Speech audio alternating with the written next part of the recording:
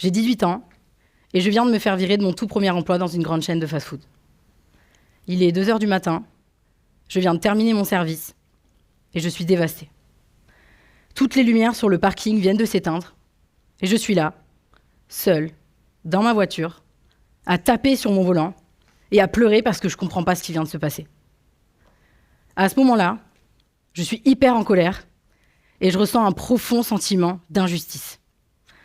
Bien sûr, je suis beaucoup trop jeune pour pouvoir me remettre en question. Il faut aussi dire que c'est un petit peu trop frais pour que ce soit le cas. Et surtout, je me dis que de toute façon, la faute ne peut venir que de l'extérieur. Mais en même temps, qui ici dans la salle, quand il a fait une erreur, a parfois du mal à reconnaître qu'il est en partie responsable? Cet événement aurait pu être une coïncidence, un contexte isolé ou une erreur de parcours. C'est vraiment ce que j'aurais aimé vous dire. Pourtant, dans les 8 années qui ont suivi, je n'ai pas été virée une fois, je n'ai pas été virée 2 fois, j'ai été virée 3 fois. Donc oui, en fait, vous avez bien compté. À 25 ans, j'avais déjà été virée de 3 emplois sur 6. La dernière a été clairement celle de trop. Et oui, je sais, il était temps. Cette fois-ci, je veux comprendre ce qui ne va pas pour que je me fasse virer à 3 reprises dans ma si petite carrière. Alors, je prends mon courage à 2 mains, je vais me confronter à mon responsable, et après plus de 30 minutes, je finis par lui demander « Mais en fait, pourquoi tu me vires? Même si c'est pas politiquement correct, je veux comprendre et je sortirai pas d'ici sans une réponse claire. » À demi-mot, il me répond « Honnêtement, tu fais probablement partie des meilleurs commerciaux, mais tu vas poser problème à l'avenir, t'es pas assez malléable. » Ok. Donc en fait, on est d'accord qu'il a osé me sortir « Je t'aime, mais tu peux partir. » Je me suis pris une énorme claque. Et là, j'ai compris. Malgré tous les efforts que j'avais faits sur moi-même ces dernières années pour m'intégrer, m'adapter et rentrer dans le moule, rien à faire. Je n'y rentrais pas. C'est probablement l'un des plus gros rejets auxquels j'ai dû faire face de toute ma vie. Mais c'est aussi le rejet le plus salvateur de toute ma vie. Et c'est là que tout commence. Parce que le problème, ça n'a jamais été les autres. Le problème, c'était moi. Évident en même temps, vous allez me dire. Mais vous êtes-vous déjà franchement regardé en face, en vous avouant vos échecs et en vous avouant à quel point vous vous êtes planté?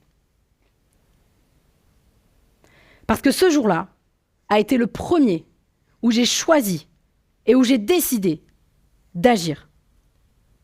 C'est le premier jour où j'ai commencé à comprendre que j'avais cherché un coupable pendant trop longtemps et que le problème, ce n'était pas les autres, ce n'était pas les événements extérieurs, ce n'était pas la météo, mais moi. Moi et moi seul. Parce qu'avant de changer, parce qu'avant d'accepter d'évoluer, parce qu'avant de nous mettre dans l'action, nous avons besoin de voir les choses en face. Nous avons besoin de comprendre que nous avons des responsabilités, y compris dans nos échecs. Une fois que nous avons compris ça, nous sommes aux prémices de nous souvenir, enfin, de nous saisir, enfin, du pouvoir qui pourra changer notre vie. Et ce pouvoir, il n'est pas palpable, hein, et pourtant, nous l'avons entre nos mains. C'est selon moi l'un des pouvoirs les plus puissants dont chaque être humain dispose. S'il est exploité, il a littéralement la possibilité de changer non seulement notre vie, mais aussi la vie des gens qui nous entourent.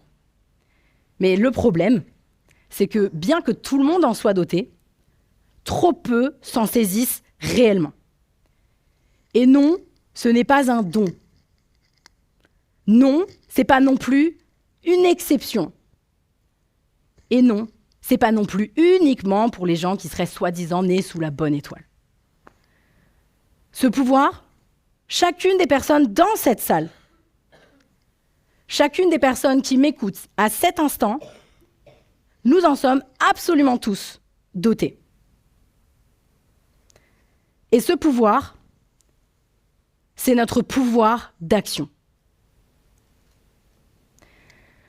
Pour le comprendre et véritablement nous saisir de ce pouvoir d'action, il faut peut-être regarder en arrière.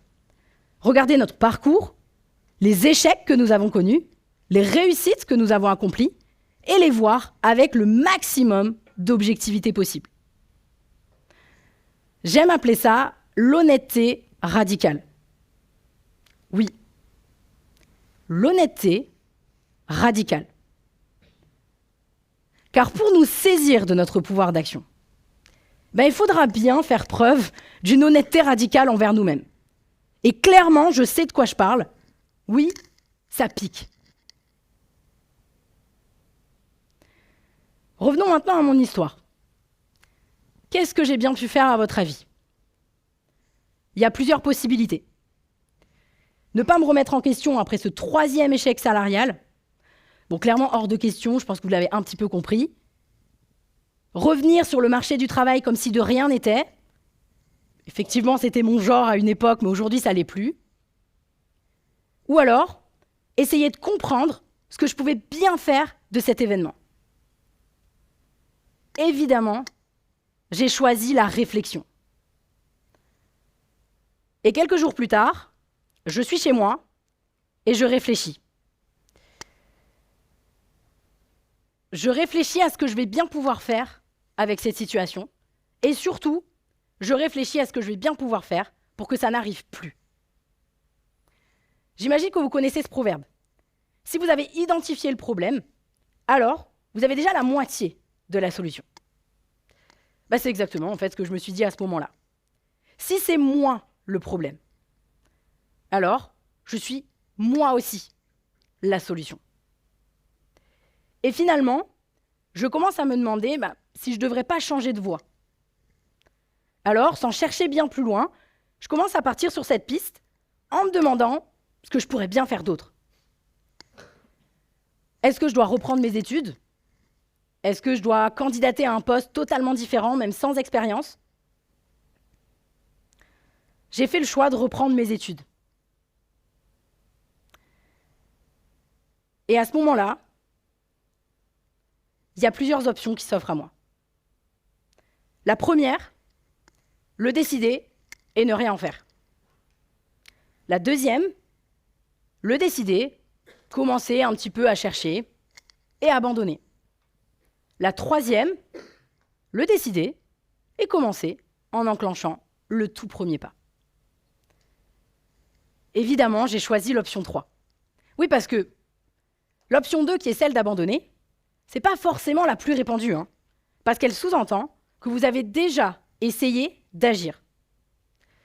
Par exemple, est-ce que vous saviez qu'en 2021, parmi les 58% des Français qui voulaient se lancer dans l'entrepreneuriat, seulement 12% l'ont vraiment fait. Bon, en réalité, c'est pas si étonnant que ça. Parce que le problème, c'est pas tellement d'abandonner. Le problème, c'est de ne jamais commencer.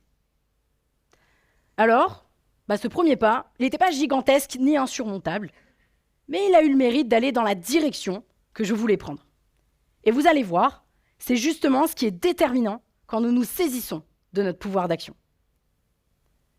Si vous avez envie de faire un marathon, vous allez simplement commencer par aller courir 5 à 10 minutes autour du stade de foot qui se trouve près de chez vous. Et ça marche pour tout. Personne ne commence par franchir une grande marche. Tout le monde commence par un premier pas. Steve Jobs, il s'est bien un jour posé dans son garage pour la première fois pour réfléchir à son tout premier ordinateur. Ce qui compte, c'est de faire le tout premier pas. Parce qu'avant de changer, parce qu'avant d'accepter d'évoluer, parce qu'avant de nous mettre dans l'action, nous avons besoin de commencer. Nous avons besoin d'agir. Lao Tse disait, un voyage de 1000 lieues commence toujours par un premier pas. Donc si vous rêvez d'aller travailler dans cette grande enseigne depuis longtemps, rendez-vous en magasin, le magasin qui vous fait rêver, l'enseigne, et demandez au vendeur quel est le processus de recrutement, même si ce n'est pas le poste que vous voulez. Non, parce que c'est aussi hyper facile de se trouver des excuses, et en général, on est très bon là-dedans. Parce que ce qui est important, c'est que ce premier pas, il soit suffisamment engageant. C'est simple. Si nous ne posons pas d'action, si nous n'agissons pas, si nous ne commençons pas, ce que nous voulons restera un mirage toute notre vie. Alors, promettez-moi une chose. Promettez-vous une chose plutôt.